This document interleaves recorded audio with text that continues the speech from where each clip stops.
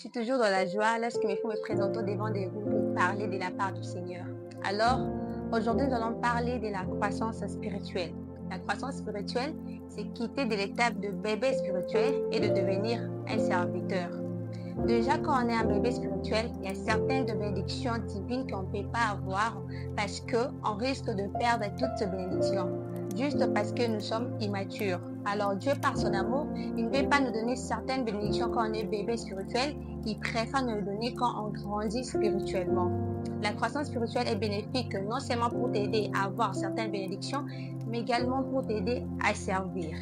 Pour bien comprendre la croissance spirituelle, on doit comprendre d'abord la croissance physique. Physiquement, pour parler de la croissance, la personne doit exister, la personne doit être en vie. C'est pourquoi un mort ne peut pas se développer. C'est aussi comme ça avec le monde des esprits. Si tu veux croître spirituellement, si tu veux grandir avec ta croissance spirituelle, premièrement, tu dois exister. Premièrement, tu dois exister. Mais comment exister spirituellement? Pour exister spirituellement, il faudrait d'abord donner ta vie à Jésus.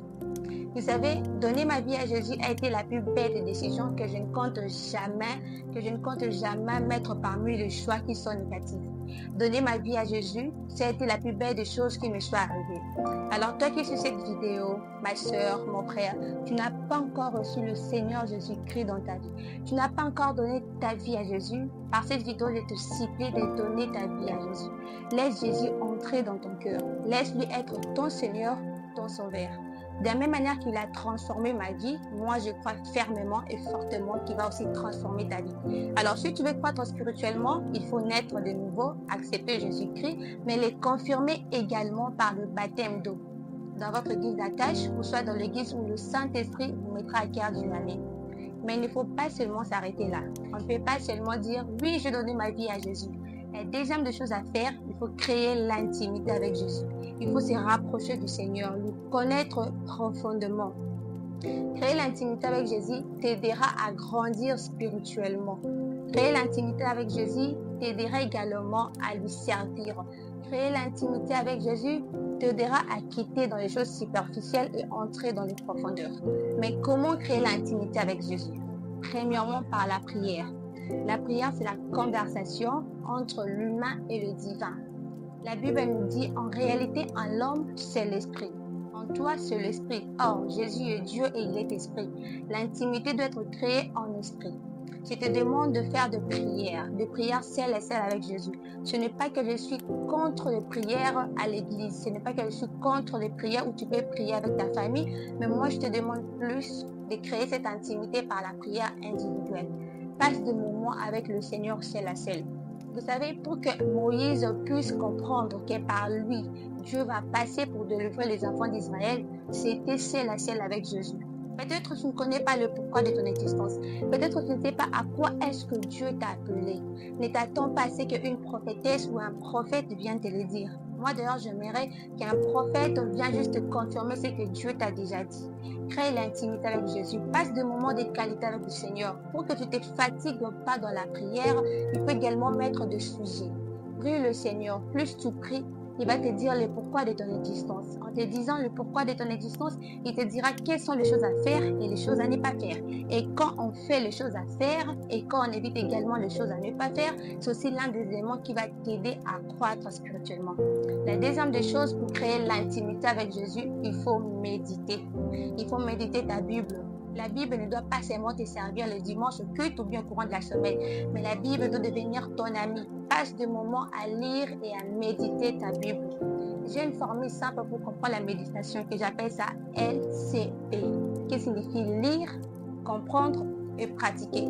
Je prends ma Bible, je lis, je comprends avec l'aide du Saint-Esprit, je pratique. Soit je lis un passage biblique, je n'ai pas compris, il y a des zones d'ombre que je dois éclairer cela avec l'aide du Seigneur, avec les recherches que je peux faire, et puis je mets cela en pratique. Prenons le temps de méditer nos Bibles. Bien sûr que je dis que par la prière, Dieu peut te parler. Mais n'oublie pas que la Bible, c'est la vraie prophétie. La Bible, c'est la parole de Dieu. Il dit dans Josué 1:8 que ce livre de la loi ne s'éloigne point de ta bouche. Médite-le jour et nuit, c'est alors que tu réussiras. Mon frère, prends l'habitude de méditer ta Bible.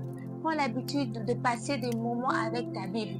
Prends prends l'habitude de comprendre les Écritures. Une personne qui veut croître spirituellement doit prendre l'habitude de lire ta Bible. Parce qu'en lisant ta Bible, cela va te pousser à réfléchir. En méditant ta Bible, cela va te pousser à réfléchir. Tu peux lire un truc, l'Ancien Testament interdit cela, mais le Nouveau Testament est en train de l'autoriser. Alors, quand tu es en train de lire de tels versets et que tu passes par des recherches pour comprendre exactement pourquoi est-ce que l'Ancien Testament peut interdire ça, mais le Nouveau Testament l'autorise, tu es en train de grandir également spirituellement. La troisième des choses à faire pour créer l'intimité avec Jésus, c'est jeûner. Jeûner dans le sens, c'est priver d'eux.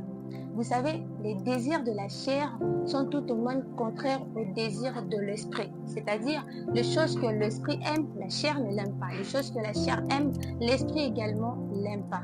Alors, il faut te priver des choses que ta chair aime. Prive-toi de ton téléphone, par exemple. Prive-toi de l'écran. Tu peux te priver de la nourriture. Tu peux faire jeûne de rester seul sans causer avec tes amis. Fais toutes choses qui font grandir ton esprit, mais qui est en train de diminuer ta chair. Fais toutes choses que quand tu fais une chose et que ta chair se sent à l'aise, essaie un peu d'enlever cette chose, peut-être pour quelques jours, peut-être pour 2 semaines, juste pour faire grandir ton esprit. Parce que quand ton esprit grandit, tu es en train de créer une intimité profonde avec ton Créateur qui est Jésus, et cela fera en sorte que tu puisses croître spirituellement. J'ai été ravie de partager ces messages avec vous. Soyez bénis.